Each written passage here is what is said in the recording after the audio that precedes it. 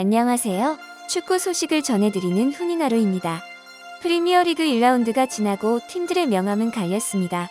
팀의 승리에 기여를 해 축하를 받는 선수가 있는 반면 저조한 플레이로 반성을 해야 하는 선수들도 있었습니다.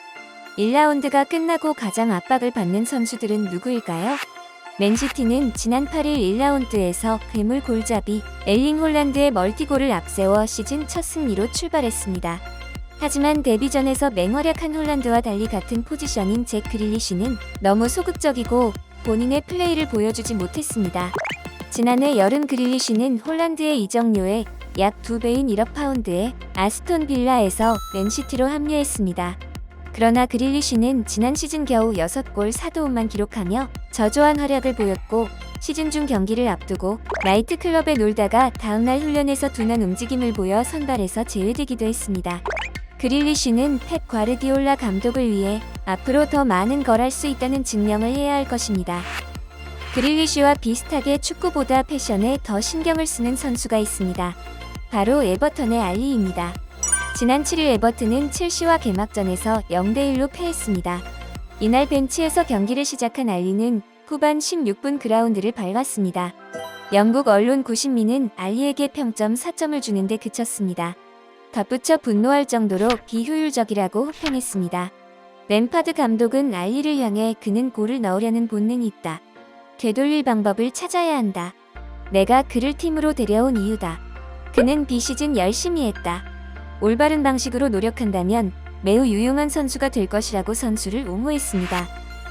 맨체스터 유나이티드의 레전드 미드필더 폴 스콜스가 프레드, 스콧, 맥토미니의 3선 조합을 비판했습니다. 맨유는 7일 브라이튼과의 홈 경기에서 2대1로 패했습니다. 프레드는 53분 동안 뛰며 볼 터치 48회, 패스 정확도 80%, 볼 경합 성공 0회, 소유권 손실 9회를 기록했으며 맥토미니는 78분 동안 볼 터치 38회, 패스 정확도 68%, 소유권 손실 12회를 올렸습니다. 이를 두고 스콜스는 프레드는 지속적으로 상대팀에게 볼을 내줬고 맥토미니는 자신 앞에 산초, 레시포드가 있어도 본인이 드리블을 시도했다라며 단지 에릭슨에게만 패스를 해야 한다. 그들의 실책은 범죄다라고 일침을 가했습니다. 개막전 선발에 도움까지 올렸는데도 이적이 유력한 선수도 있습니다. 바로 토트넘의 에메르송 로얄 선수입니다. 현재 토트넘 11개 포지션 중 가장 경쟁이 치열한 자리는 오른쪽 윙백입니다. 중복 선수들이 많기에 최소 한 명은 나갈 확률이 높습니다. 영국 매체 풋볼 런던은 8일 토트넘 오른쪽 윙백은 경쟁이 치열하다. 에메르송, 스펜스, 토어티가 주전한 자리를 놓고 붙는다. 세 선수가 고르게 뛸 순 없을 것이다. 이 중 한 명이 떠날 것으로 보이는데 에메르송이 유력하다고 보도했습니다. 에메르송은 주전으로 많이 뛰었지만 콘테 감독이 주문한 공격에서 합격점을 받지 못했습니다. 토트넘은 그를 매각할 의지를 보이고 있고 보도에 따르면 그는 여름 이적 시장에 팀을 떠날 가능성이 커지고 있습니다. 그와 같은 팀의 선수 스펜스 또한 팀을 떠날 것으로 보고 있습니다. 지난 경기에서 교체 카드가 5장이나 있었지만 끝내 제드 스펜스의 이름은 없었습니다. 영국 매체 풋볼 인사이더는 6일 제드 스펜스가 곧 토트넘을 떠날지도 모른다. 가브리엘 아그볼라오에 따르면 오는 2023년에 토트넘이 임대로 떠나보낼 가능성이 있다고 보도했습니다. 이어서 아그볼라오는 축구 클럽에서 흔하게 있는 일이라면서 과거 토트넘은 카일 워커와 카일 노턴을 영입했다. 이는 당시 감독이 원했던 영입이 아닌 구단의 결정이었다. 클럽은 선수들이 젊을 때 자산이 될 거라 판단하고 장기 계약을 맺는다고 밝혔습니다.